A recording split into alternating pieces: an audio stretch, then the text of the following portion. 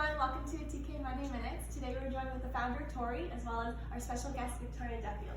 Victoria Duffield, originally from BC, is a pop singer and dancer who's had her first start on The Next Star.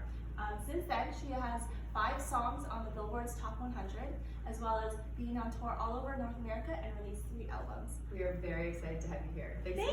Thanks for having me. So the first question I have is, what did you start first, dance or singing, and how did you get into it? I started dancing when I was 2, so that was like the first classes that I took. How did you start dancing at 2? Did you just did your mom? I was in ballet class. Oh, you actually took classes? Yeah, okay. I took classes starting at 2. So, I mean, can you even sing prior to that? I don't know. But like, I just would have kind of been like singing as well, like around the house. I started like writing songs and just, I just always loved entertaining people. Okay. So like dance classes were the first classes I started when I was 2, and but then at family holidays, you were the one to want to put on the show. Totally. My mom, my parents had got me this like plastic microphone set, and I would literally be like, okay, time to sit, and I would just like entertain. So really? I started singing along with my dancing. Though is kind of like why it all then became so important to me, because for me, like the both of them go together. So my first time that I was singing and dancing on a stage was when I was then 5, and it was animal crackers in my soup. Oh gosh, really? Was that at school, or was it like a? No, like outside of school, like actual like classes. And that gave you like just the energy to go. Yeah, like I've just always been a very like focused person on what I want. It's just always been like entertaining, and so even like grade 1, I remember like it was like, what do you want to be when you grow up? And I said I wanted to be a singer and a princess. So the singer part is working out, right? So it's just like always been my dream. That's awesome though. I remember, I think in grade 2, I said I wanted to be an astronaut, and like you just like the whole astronaut. It's like you just don't even know what you're gonna be, but like it's really cool that you actually found that passion so early. So that's great. I mean, like you go on tour and you're basically out of your house, you're out of your hometown, you're on the road.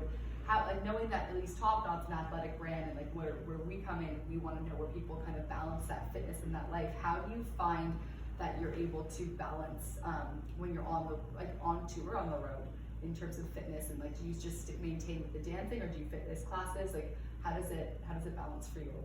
Yeah, it was definitely something I had to kind of like figure out. So growing up, I never really like worked out because I was dancing like 18 hours a week. Such a workout.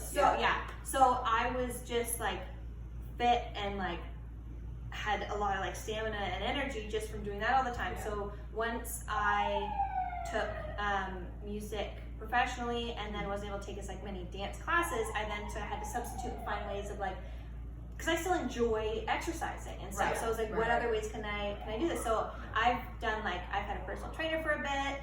I've done training with TRX bands. I've done the Insanity video workout programs. So I've done like a whole bunch of things, and what just like really works for me is the Insanity like video stuff.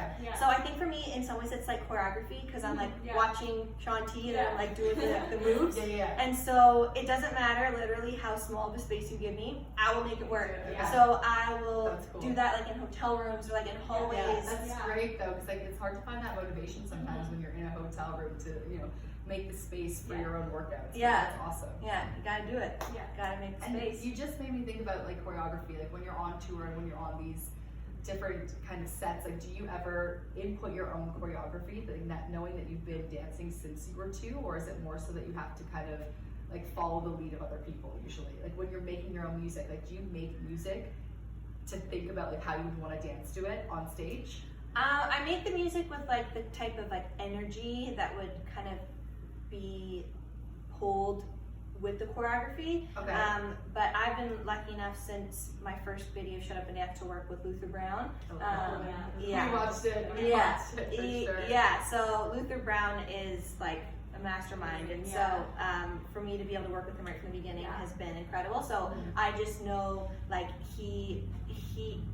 his vision and like my vision for like the music were just like so tight together right from the beginning that it's just he just always is able to capture like what is needed, like music video wise, live show wise.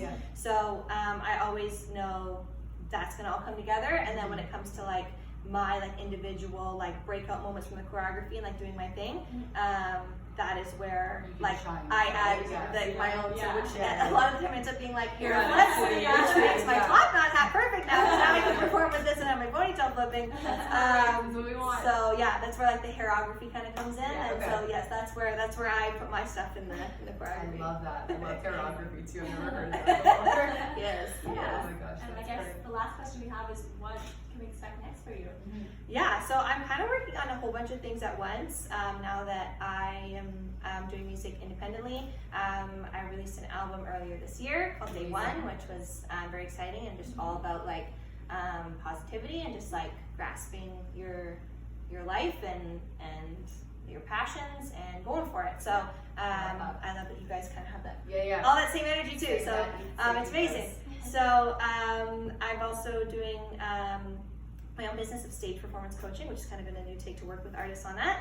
And can you tell us a little bit more about that? Because I think that's like super cool. Sure, yeah. So I had like never done much like coaching or teaching at all prior to this. And so just earlier this year, I was working with some friends of mine and they were putting together a show. And so they're like, hey, can you help us? So I was like, I guess so. And I kind of like, I still like don't realize, like forget a lot of the stuff that I've done, like, oh, like I'm very well trained in this. But I just assume others know. So I sat there helping them, realizing like, oh, like you don't know like power stance and just like how to just like look at people for how long. I'll teach you guys later, right? So I started just like doing a lot of like research and like who else like kind of like out there does this, and like figuring out like how do I put together a set, and then like did my sort of like the behind the scenes work of putting together then like a protocol for like a set list design, and then just like how to get artists to feel more confident on stage is kind of the bottom line, and giving them ideas of like how to put their set together, like set list order, and how to arrange your songs in a fact that's going to connect more with your audience. Right, and there's like a story to the song. It's a journey. Your set has to be a journey, and like how do you form a bond with your audience so that they leave as fans? That's so it's making that kind of connection happen. So that's awesome. Yeah, and probably something that doesn't really exist out there a lot. Like there's probably not a lot of. That's what I keep. There are some, but that's what I keep hearing from like people like in the music industry. They're like, oh, this is great because like we don't have enough of these like kind of coaches out there. So I'm like, awesome, and it just like. What I like, who I've worked with so far, like I get so much enjoyment out of it. Like I love it. So yeah, I'm excited about that. And then continuing on with collaborations are like so big right now. So I'm doing some like international collaborations with different artists. You're just able to like connect online and make your own music and just release songs as often as you want. So that's so cool. Yeah. Well, we can't be more excited to watch your journey, and we'll support you along the way, Victoria. Thank you so much. Thank you so much for being here, and we are so excited for you to watch us today. Please tune back next week for another episode of Monday Minutes. Bye guys.